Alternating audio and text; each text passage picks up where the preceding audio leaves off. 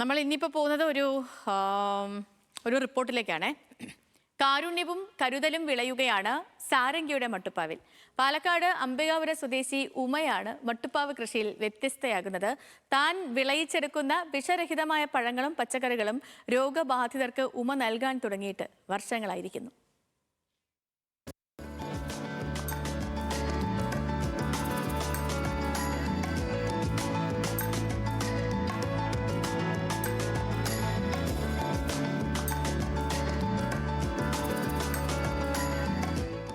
നഗരത്തോട് ചേർന്ന് അംബികാപുരത്താണ് സാരംഗി വീട്. 2300 ചതുരശ്ര അടിയുള്ള വീടിന്റെ മട്ടുപ്പാവിൽ ഇല്ലാത്തതായി ഒന്നുമില്ല. തക്കാളി, വെണ്ടയ്ക്ക, പച്ചമുളക്, ചീര, കാബേജ് തുടങ്ങി 21 തരം പച്ചക്കറികളും ഡ്രാഗൺ ഫ്രൂട്ട്, സപ്പോട്ട, സീതപ്പഴം, നാരങ്ങ എന്നിങ്ങനെ 13 തരം പഴവർഗ്ഗങ്ങളും മട്ടുപ്പാവിൽ കൃഷി ചെയ്യുന്നു. വിദേശത്ത് നിന്നുള്ള ചിലയിനം പച്ചക്കറികൾ, ഫലവൃക്ഷങ്ങൾ, ഇഞ്ചി, മഞ്ഞൾ, ഓണത്തിനാവശ്യമായ പൂക്കൾ എല്ലാം ഇവിടെയുണ്ട്.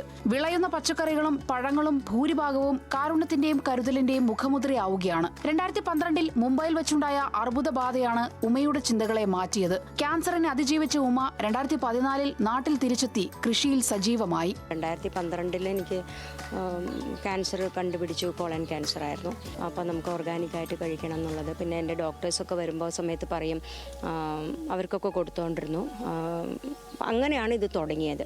വെറും 25 ഗ്രോ ബാഗിൽ തുടങ്ങിയതാണ് ഇത്.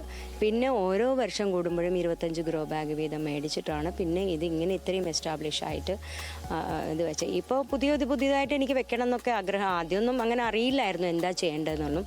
പക്ഷെ പിന്നീടാണ് ഓരോന്ന് ഇപ്പോഴും പഠിച്ചുകൊണ്ടിരിക്കുകയാണ്.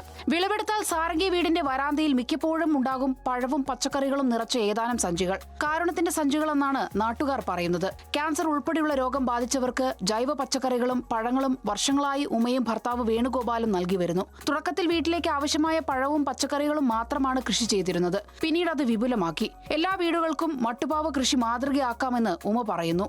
എല്ലാവരും അവരവരുടെ വീട്ടിൽ കുറച്ച് ഒരു അടുക്കളത്തോട്ടം, ഒരു 10 ഗ്രോ ബാഗ് ഉണ്ടെങ്കിൽ നമുക്ക് നമ്മുടെ അത്യാവശ്യം ഒരു 100% വിഷം കഴിക്കുന്നതിനെക്കാട്ടിലും നല്ല നമ്മളൊരു 50% കഴിച്ചാൽ മതിയല്ലോ. എന്താണെന്ന് വെച്ചാൽ ഇപ്പോൾ പെസ്റ്റിസൈഡ് അടിച്ചാണ് വരുന്നതെന്നാണല്ലോ പറയുന്നത്.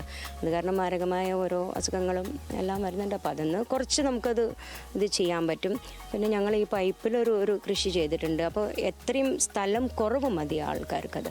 സ്ഥലമില്ല എന്ന് പറയുന്നവർക്കും അത് ചെയ്യാവുന്നതേ ഉള്ളൂ. നമുക്കൊരു പൈപ്പ് ലൈൻ, ഒരു പൈപ്പ് PVC പൈപ്പ് മേടിച്ചു കഴിഞ്ഞാൽ അതൊന്ന് ഹോൾഡ് ചെയ്തിട്ട് അതിൽ മണ്ണ് നിറച്ചിട്ട് നമുക്ക് ചെയ്യാൻ പറ്റും. മികച്ച മട്ടുപാവ് കർഷകയ്ക്കുള്ള നിരവധി പുരസ്കാരങ്ങളും ഉമയെ തേടി എത്തിയിട്ടുണ്ട്. 3 വയസ്സ് മുതൽ 80 വയസ്സ് വരെയുള്ളവർക്ക് സംഗീതാധ്യാപിക കൂടെയാണ് ഉമ. ന്യൂസ് മലയാളം, പാലക്കാട്.